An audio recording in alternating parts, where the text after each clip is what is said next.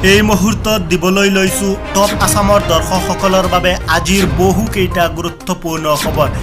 অসমৰ লগতে ভাৰতৰ বিভিন্ন প্ৰান্তৰ পৰা বহুকেইটা গুৰুত্বপূৰ্ণ খবৰ যুগুতোৱা হৈছে। দৰ্শকসকল, আজিৰ প্ৰথমটো খবৰ হৈছে জম্মু কাশ্মীৰত নিৰাপত্তা বাহিনী আৰু সন্ত্ৰাসবাদীৰ মাজত প্ৰচণ্ড গোলাগুলি। পুনৰ অশান্ত হৈ পৰিছে পুলৱামা।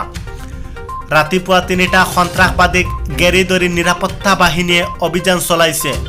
লস্কৰ-ই-তৈয়বাৰ ৩ সন্ত্ৰাসবাদী থকা বুলি সন্দেহ প্ৰকাশ কৰিছে নিৰাপত্তা বাহিনীয়ে, আৰু তাৰ পিছত নিৰাপত্তা বাহিনীৰ এটা বৃহৎ দলে অভিযান আৰম্ভ কৰিছিল। সন্ত্ৰাসবাদীৰ দলকেইটাক এনকাউণ্টাৰ কৰিছে নিৰাপত্তা বাহিনীয়ে। জম্মু কাশ্মীৰৰ বাদগামত এই ভয়ংকৰ ঘটনাটো সংঘটিত হৈছে।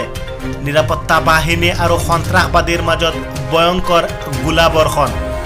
৩টা সন্ত্ৰাসবাদীৰ ভিতৰত এজনক লতিফ বুলি চিনাক্ত কৰা হৈছে। কেইবাজনো লোকক হত্যা কৰাৰ ঘটনাত জড়িত আছে লতিফ নামৰ সন্ত্ৰাসবাদীটো। আটাইকেইজনকে গেৰি ধৰি নিৰাপত্তা বাহিনীয়ে চলাইছিল অভিযান, আৰু নিৰাপত্তা বাহিনীৰ অভিযানত ৩ সন্ত্ৰাসবাদীক নৃশংসভাৱে হত্যা কৰা হৈছে।